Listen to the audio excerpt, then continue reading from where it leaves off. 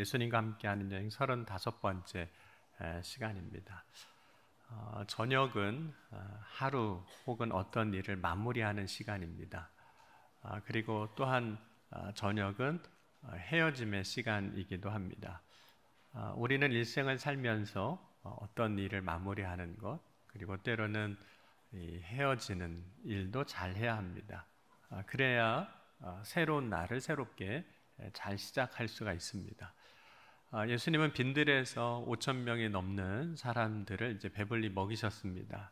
예수님은 사람들을 배불리 먹이신 후에 제자들을 재촉하셔서 배를 타고 건너편 벳세다로 건너가게 하셨습니다. 그리고 예수님은 또 예수님을 찾아왔던 그 무리들을 돌려보내셨죠. 여기서 이전과 조금 다른 상황들, 일반적으로 생각하는 것과 다른 상황들을 우리가 보게 되는데, 그것은 제자들이 먼저 배를 타고 갔다는 겁니다. 그리고 예수님이 무리들, 사람들을 보내셨다는 거죠. 현대어 성경을 보면 이 장면을 이렇게 설명을 하고 있습니다. 예수님은 군중들을 돌려보내시는 동안 제자들이 서둘러 배를 타고 자기보다 먼저 건너편 벳세다로 건너가게 하셨다. 우리가 이제 일반적으로 생각하는 상황이라면 예수님이 먼저 가시고 제자들은 남아서 뒷정리를 하거나 혹은 남아있는 사람들을 이제 돌려보내는 일들을 이제 제자들이 이제 하게 될 겁니다. 그런데 오늘 말씀에서 보면 예수님이 제자들을 먼저 보내시고 예수님이 친히 사람들을 돌려보내시는 일을 하고 계셨습니다. 그래서 이곳에서 제자들이 먼저 배를 타고 떠나고 무리가 떠난 다음에 그 자리를 맨 마지막에 예수님이 떠나시는 그런 상황이라는 거죠. 어떻게 보면 예수님의 일과 제자들의 일이 바뀐 것처럼 지금 보이는 상황입니다. 그래서 마가복음 6장 46절에 보면 무리를 작별하신 후에 기도하러 산으로 가시니라 이렇게 말씀합니다. 왜 예수님은 마지막까지 모든 사람을 다 보내신 후에야 가신 걸까요? 그 이유는 이렇게 하는 것이 예수님이 모여든 제자들 그리고 무리들에게 보여주실 수 있는 사랑이기 때문이기도 합니다. 예수님이 사랑을 보여주실 때 먹이시는 것으로 또 보여주셨거든요. 오늘 6장 읽진 않았지만 우리가 지난주 계속해서 본 말씀 보면 불쌍히 여기사 6장 34절에 보면 34절에 그리고 41절에 보면 모든 사람에게 나누어 주심에 그리고 42절로 보면 다 배불리 먹고 그래서 예수님께서 불쌍히 여기시고 사람들에게 먹을 것을 다 주시는 것이 이제 사랑입니다. 뿐만 아니라 또 다른 방법으로 오늘 사랑을 보여주셨는데 그것은 예수님이 모든 사람이 가는 것을 다 보셨다는 겁니다. 곧 예수님은 모든 사람에게 일정한 곳까지 따라 나가서 작별하여 보내는 일, 그것을 우리가 배웅이라고도 이야기를 하거든요. 그렇게 하신 거죠. 그렇게 예수님께서 하신 것이 그 모여든 제자들뿐만 아니라 다른 사람들에게 보여주시는 사랑의 표현일 수가 있습니다. 그런데 왜 예수님은 사람들을 보내는 일에 대해서 그 작별이라고 말씀하고 있는 그 일을 직접 하신 걸까요? 그건 제자들에게도 하게 할 수도 있는데 이 작별이라는 단어는 다른 사람을 떠난다 이런 의미입니다. 그래서 작별의 의미는 어떤 한 사람과 내가 분리된다 이런 의미입니다. 그러니까 오늘 예수님께서 사람들을 이렇게 떠나보내실 때 작별하셨다고 했는데 작별하시는 것은 예수님 자신을 다른 사람들과 분리시키시는 일을 하신 겁니다. 그런 의미에서 보면 예수님께서 제자들을 먼저 배를 타고 보내신 것도 똑같은 의미죠. 예수님과 제자들을 분리시키시는 거예요. 또 예수님이 무리를 보내신 것도 예수님이 무리들과 분리되시는 거죠. 분리시키시는 거죠. 왜 예수님은 지금 사랑으로 뭔가를 그들을 위해서 해주셨음에도 불구하고 그 사람들에게서 분리시키시는 혹은 떠나시는, 작별하시는 걸까요? 그 첫 번째 이유는 예수님을 이들이 떠나지 않으려고 했거든요. 계속해서 머무르려고 했습니다. 사람들이 예수님의 곁에 있으려고 했습니다. 두 번째는 예수님이 기도하러 가시기 위해서 이들을 이제 떠나 보내야만 했던 거죠. 사람들을 보내지 않고서는 오로지 기도하실 수가 없는 겁니다. 그래서 이제 보내시는 거죠. 그래서 46절을 다시 보면 무리를 작별하신 후에 기도하러 산으로 가시니라. 그러니까 작별하신 후에 이제 기도하실 수 있는 겁니다. 왜 예수님은 사람들을 이렇게 보내려고 하셨던 걸까요? 그 이유를 요한복음 6장에 보면 이렇게 말씀을 하고 있습니다. 6장 15절입니다. 요한복음 6장 15절을 같이 한번 읽어보겠습니다. 그러므로 예수께서 그들이 와서 자기를 붙들어 임금으로 삼으려는 줄 아시고 다시 혼자 산으로 떠나가시니라. 예수님이 육신을 입고 이 땅에 오신 이유는 세상의 임금이 되려고 오신 것이 아닙니다. 그런데 사람들은 오병이어의 기적을 경험한 후에 예수님을 세상의 임금으로 삼으려고 했던 거죠. 예수님이 세상에 오신 이유는 높은 자리에 올라가는 것이 아니라 십자가 위에 서시는 것입니다. 예수님은 왕궁의 높은 자리에 올라가는 것이 아니라 골고다 언덕 위에 십자가를 지고 서시는 거죠. 예수님이 십자가 지시는 것이 하나님 아버지의 뜻입니다. 그래서 요한복음 6장 38절에도 내가 하늘에서 내려온 것은 내 뜻을 행하려 함이 아니요 나를 보내신 이의 뜻을 행하려 함이니라고 말씀합니다. 그런데 지금 예수님의 주변에 있는 무리들은 사실 보면 하나님 아버지의 뜻에 반하는 일을 하려고 하는 거죠. 사실 제자들도 마찬가지였습니다. 야고보, 요한이 나중에 예수님께 이런 요구를 합니다. 주의 영광 중에 우리를 하나는 주의 우편에 하나는 좌편에 앉게 하여 주옵소서. 이때 제자들이 말한 영광은 예수님을 세상의 임금에 앉게 하려고 했던 다른 사람들이 말했던 그것과 사실 다르지 않았습니다. 그러므로 예수님은 사람들의 이러한 뜻에서부터 작별하셔야만 하는 거죠. 뿐만 아니라 예수님을 세상의 임금으로 삼으려고 하는 사람들의 그 의지와도 작별하셔야 했습니다. 그러기 위해서 사람들을 보내시는 거예요. 앞에 다른 이유도 있지만 이런 사람의 뜻에 붙들리면 하나님 아버지의 뜻을 온전히 이루실 수가 없었습니다. 그러므로 예수님이 제자들과 사람들과 직접 작별하시고 산에 올라가시는 겁니다. 그러니까 예수님께서 직접 하셨다는 것은 확실하게 하셨다는 거예요. 그들을 떠나보내는 일을 확실하게 하셨다. 여러분, 사람들이 오병이어의 기적을 경험하고 예수님을 찾을 때 사실 예수님 입장에서 보면 얼마나 좋았을까요? 모든 사람들이 다 예수님만 찾아요.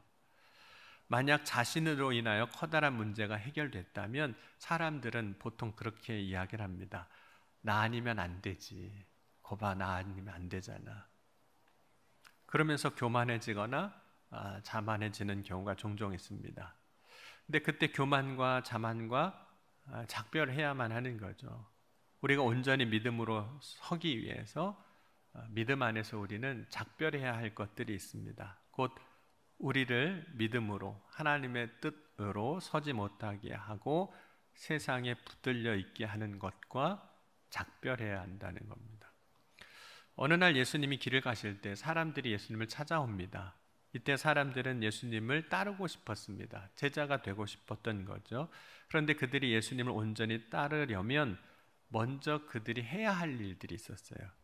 그것은 안정된 집과 전통과 가족으로부터 떠나는 겁니다. 작별해야 하는 것들이 있었어요. 그럼 누가복음 9장 57절 위에 보면 이렇게 말씀하고 있습니다. 길 가실 때 어떤 사람이 여짜오되 어디로 가시든지 나는 따르리이다. 예수께서 이르시되 여우도 굴이 있고 공중에 새도 집이 있으되 인자는 머리 둘 곳이 없도다 하시고 또 다른 사람에게 나를 따르라 하시니 그가 이르되 나로 먼저 가서 내 아버지를 장사하게 허락하옵소서.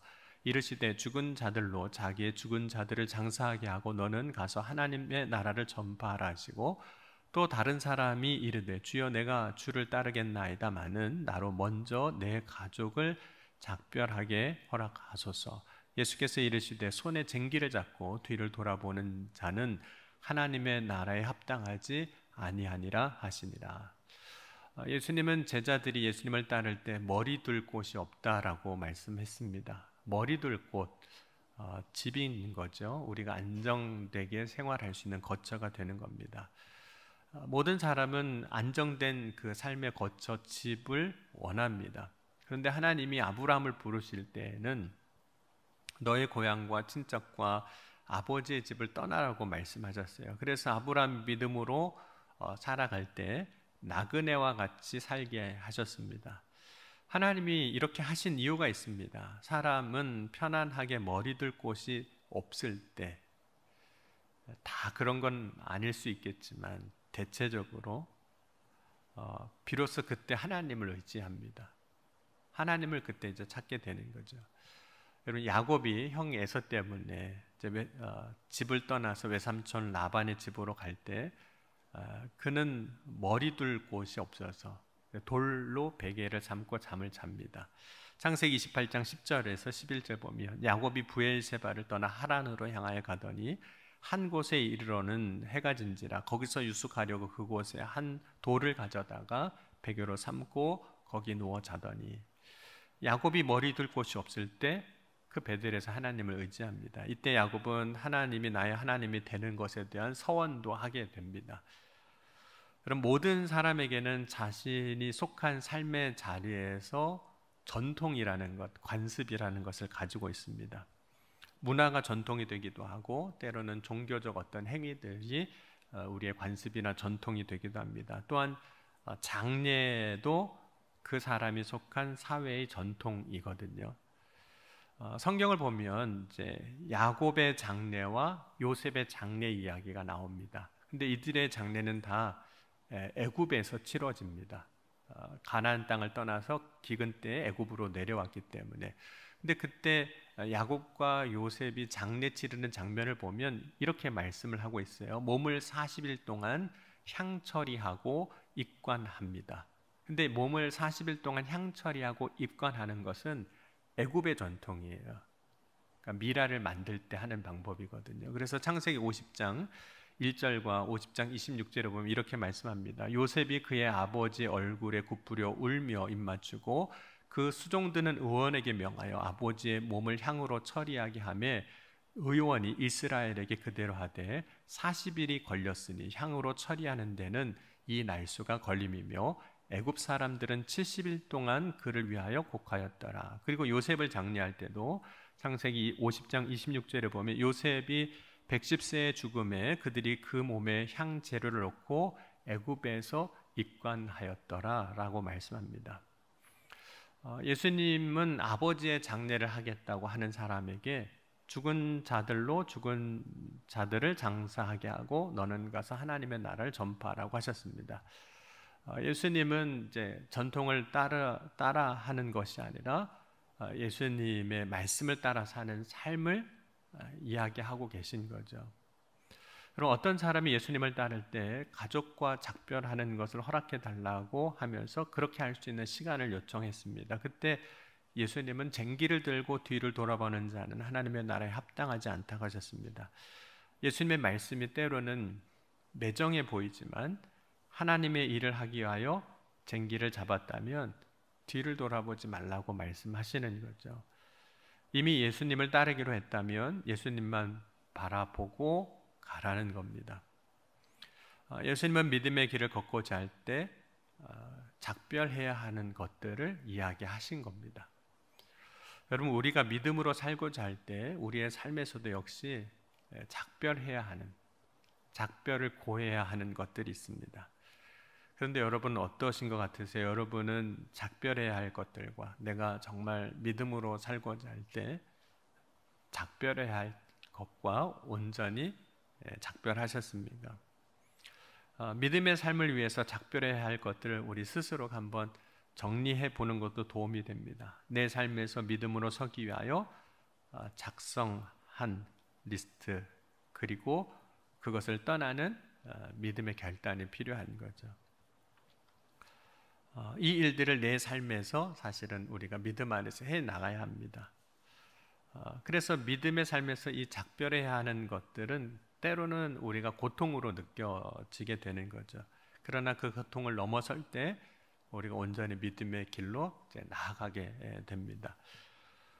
예수님은 이제 사람들을 다 이제 떠나 보내셨어요. 떠나신 후에 이제 기도하십니다. 날이 저물었을 때예요. 마태복음에 보면 이제 밤 사경이 되었을 때입니다. 요한복음에서는 시간으로 이야기하지 않고 거리로 이야기합니다. 배를 타고 10여리쯤 가다가 이렇게 말씀하고 있습니다. 그러니까 배를 타고 10여리쯤 갔다는 것은 예수님과 이제 꽤 많은 거리가 이제 떨어졌다, 그런 의미입니다. 마가복음 6장 47절로 보면 저물매 배는 바다 가운데 있고 예수께서는 홀로 못에 계시다가, 그러니까 제자들과 예수님과 꽤 많이 떨어져 있는 거죠. 그런데 예수님과 작별한 제자들, 예수님을 떠났던 그 제자들에게 위기가 찾아왔습니다. 바람이 거스름으로 제자들이 배를 타는데 힘겹게 이제 노를 젓고 있었습니다. 마태복음 14장 24절에는 이 상황을 이렇게 말씀하고 있습니다. 배가 이미 육지에서 술이나 떠나서 바람이 거스름으로 물결로 말미암아 고난을 당하더라. 예수님은 제자들이 고난 당하는 것을 보시고 제자들을 찾아오셨습니다. 마가복음 6장 48절입니다. 바람이 거스름으로 제자들이 힘겹게 누워졌는 것을 보시고 밤 사경쯤에 바다 위로 걸어서 그들에게 오사 지나가시려고 하시매. 예수님께서 제자들이 고난 당할 때 그들을 보시고 찾아오신 거죠. 그런데 찾아오시는 그 예수님을 보고 제자들은 두 가지 반응을 합니다. 첫 번째 반응은 굉장히 낯설어해요. 찾아오시는 예수님을 예수님을 향해서 유령이라고 소리 지르기까지 합니다. 두려운 반응이기도 하지만 굉장히 낯설어하는 반응이에요. 49절에 보면 제자들이 그가 바다 위로 걸어오심 보고 유령인가 하여 소리 지르니. 여러분, 제자들은 사실은 얼마 전까지만 해도 예수님과 함께 있었음에도 불구하고 예수님이 그들의 그 고난의 삶의 현장에 찾아오시는 것에 대해서 굉장히 낯설어하고 있다는 겁니다. 두 번째로 예수님이 찾아오셨을 때 제자들이 보였던 반응은 놀람과 두려움입니다. 50절 말씀 보면 그들이 다 예수를 보고 놀람이라. 이에 예수께서 곧 그들에게 말씀하여 이르시되 안심하라 내니 두려워하지 말라 하시고. 여러분, 왜 제자들은 예수를 보고 낯설어하고 또 놀라워하고 두려워하고 있는 걸까요?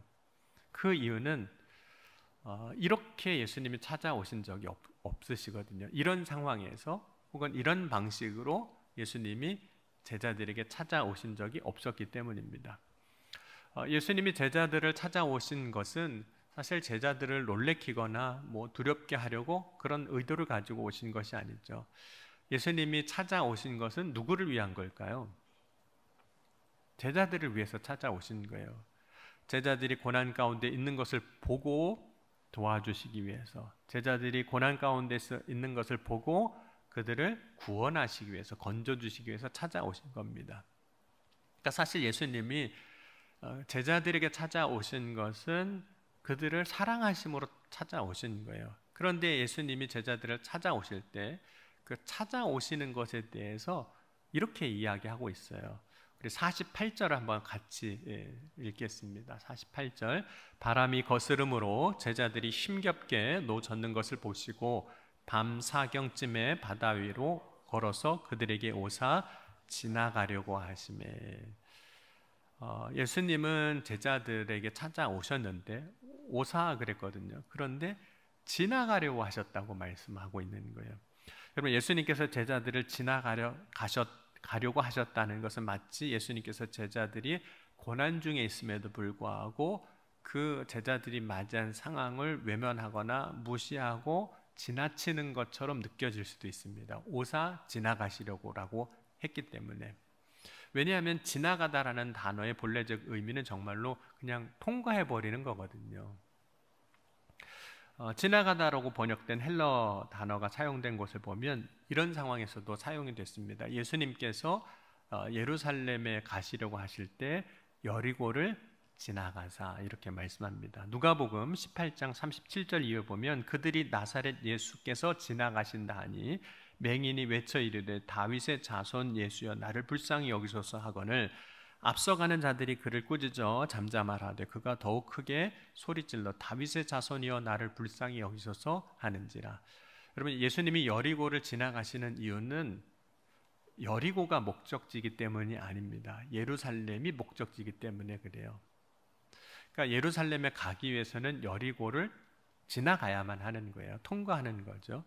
그러니까 예수님의 마음은 본래 어디에 있으실까요? 여리고에 있지 않습니다. 예루살렘에 있으세요. 그래서 누가복음 9장 51절에 보면 이렇게 말씀합니다. 예수께서 승천하실 기약이 참에 예루살렘을 향하여 올라가시기로 굳게 결심하시고 마음이 예루살렘에 있으시는 거예요. 여리고는 다만 예루살렘에 가기 위한 길로서 지나가는 거예요. 그러므로 예수님의 관심은 사실 여리고보다는 예루살렘에 있는 겁니다.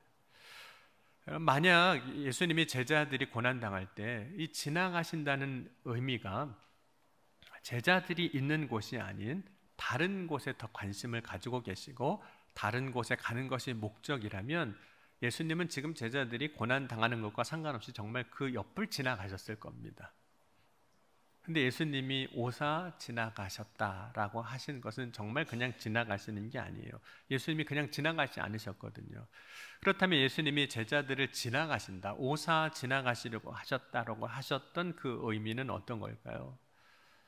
여러분, 오늘 말씀 보면 예수님은 제자들의 삶에 적극적으로 개입하고 계시는 거예요. 고난당한 그 상황에. 그러니까 지나가다라는 단어의 의미는 사실 이런 의미가 더 정확하게 있습니다. 어떤 사람을 향해서 가다라는 거예요.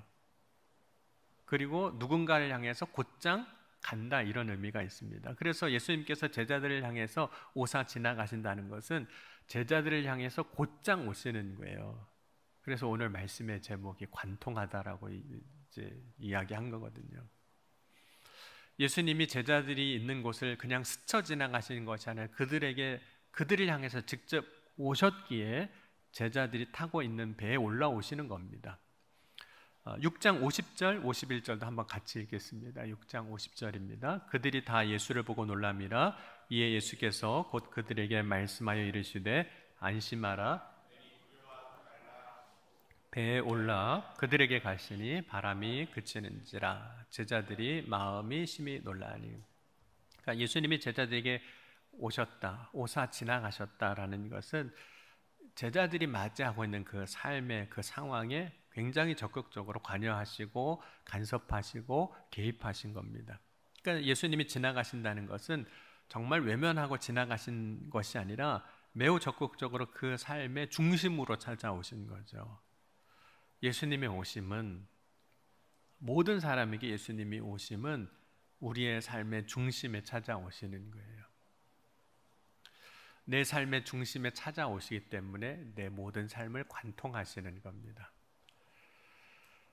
여러분은 예수님이 때로는 모른 척하고 지나가길 원하세요? 아니면 내 삶에 적극적으로 개입하길 원하세요? 상황에 따라 조금 다르게 생각할 수도 있습니다. 아무런 문제가 없고 평안히 살 때는 그냥 좀 내버려 두셨으면 좋겠고, 그때는 네가 알아서 해라, 그냥 내버려 두셨으면 좋겠고, 삶의 고난이 찾아왔을 때는 모른 척하지 아니하시고 적극적으로 개입하시고 역사해 주시기를 원할 겁니다. 그러나 정말로 예수님을 믿는다면 예수님이 내 인생의 주관자가 되어야 합니다. 곧 예수님이 나의 모든 삶을 관통하여 개입하시도록 해야 하는 거죠. 마치 예수님이 이제 배에 올라오실 때 제자들은 기뻐했습니다. 그래서 예수님을 영접하거든요. 요한복음 6장 21절로 보면 이렇게 말씀하고 있습니다. 이에 기뻐서 배로 영접하니 배는 곧 그들이 가려는 땅에 이르렀더라. 근데 여러분, 제자들이 본래는 물론 예수님이 이제 가라고 하셔서 이제 떠난 것이긴 했지만 배를 타고 목적지를 갈 때 노를 누가 저었을까요? 6장 48절 오늘 다시 보면 바람이 거스름으로 제자들이 힘겹게 노 젓는 것을 보시고, 그러면 노 젓는다는 게 어떤 의미일까요? 노 젓는다는 것은 이런 의미가 있습니다. 제자들이 자기가 목적지로 삼은 곳을 향해서 속도나 방향도 누가 정한다는 걸까요? 내가 노를 저어요. 그러면 목적지로 가는 속도나 방향은 누가 정하는 거죠? 노 젓는 사람이 정하는 거죠. 키 잡은 사람이 정하는 거예요. 제자들이 힘겹게 자신이 가려고 하는 방향을 향해서 노를 젓고 있었습니다. 그러면 이제 예수님이 이제 배에 올라오셨을 때 배의 방향과 속도는 이제 누가 정하시는 걸까요? 그 배의 키는 이제 누가 잡는 거죠? 예수님이 잡으시는 거예요. 그러니까 예수님이 이제 배에 올라오셨을 때는 이 배는 이제 예수님이 키를 잡으신 배가 되는 거죠. 예수님의 배가 되는 겁니다. 이제 이 배는 누구 뜻대로 이제 항해를 하게 되어야 하는 걸까요? 예수님의 뜻대로 가는 거예요. 여러분은 예수님께서 여러분의 삶의 중심에 찾아오실 때 예수님을 정말 주님으로 영접하셨습니까? 정말 예수님을 주님으로 영접했다면 우리의 인생이라는 항해의 키를 이제 누가 주시는 걸까요? 주님이 주시는 거예요. 여러분, 우리의 인생의 항해를 주관하실 수 있도록 여러분의 인생의 키를 주님 앞에 내어 드리실 준비가 되셨습니까? 방향도 주님이 정하고 속도도 주님이 정하고 예수님이 배의 키를 잡고 가실 때 결과적으로 보면 제자들은 본래 가려고 했던 곳에 안전하게 도착합니다. 우리 요한복음 6장 21절 같이 한번 보겠습니다. 요한복음 6장 21절 같이 읽겠습니다. 이에 기뻐서 배로 영접하니 배는 그들이 가려는 땅에 이르렀더라. 여러분, 우리의 인생의 키를 주님께 내어드릴 때 우리도 제자들을 그렇게 인도하신 것처럼 우리의 인생도 주님은 그렇게 인도해 주실 겁니다. 주님은 오늘도 우리의 인생에 찾아오세요. 근데 찾아오실 때 그냥 쑥 지나가시는 것으로 끝나는 것이 아니라 내 중심으로 관통에 들어오시는 거예요. 그래서 내 삶을 주관하시고 내 삶을 이끌어 주시길 원하시는 거죠. 오늘 그렇게 역사하실 주님을 기대하고 주님이 찾아오실 때 주님을 기쁨으로 영접하고 그렇게 찾아오시는 주님을 낯설어 하지 마시고 놀라하시지도 마시고 두려워하지도 마시고 주님은 본래 그렇게 역사하시는구나 인정하고 믿음으로 주님께 여러분의 인생의 키를 내어드리고 또 주님이 역사하시는 놀라운 은혜의 자리에 설 수 있는 저와 여러분이 될 수 있기를 주의 이름으로 간절히 축원합니다. 우리 기도하시겠습니다. 오늘 주신 말씀 붙잡고 우리 함께 기도할 때 주님 오늘 이 시간 내 인생의 그 항해의 키를 주님 앞에 내어드립니다. 주님 붙잡으시고 우리를 인도하여 주옵소서. 주의 놀라운 은혜 가운데 역사하여 주실 것을 믿습니다. 이 시간 함께 우리 소리내어 함께 기도하시겠습니다. 지금도 살아계시고 역사하신 하나님 아버지 감사합니다. 오늘도 우리 인생의 중심에 찾아오시는 주님을 온전히 영접하게 하시고 주님께 내 인생의 모든 항해의 키를 내어드리며 주님 앞에 나아가는 믿음의 삶이 되게 하여 주옵소서. 주께서 우리를 안전하게 또 주님의 놀라운 은혜의 자리로 우리를 붙들어 인도하여 주실 것을 믿습니다. 이 시간 주님이 찾아오실 때 말씀하실 때 낯설어하거나 두려워하지 아니하게 하시고 주님의 놀라운 은혜의 역사 가운데 세워나가는 믿음의 삶이 되게 하여 주옵소서. 오늘도 주님께서 한 사람 한 사람 가운데 찾아오셔서 말씀하시고 인도하시고 축복하여 주실 줄 믿습니다. 그렇게 역사하실 주님을 기대하고 소망하오니 주여 인도하여 주옵소서. 사랑의 주님 감사합니다. 오늘 이 아침에도 주님 바라고 소망합니다.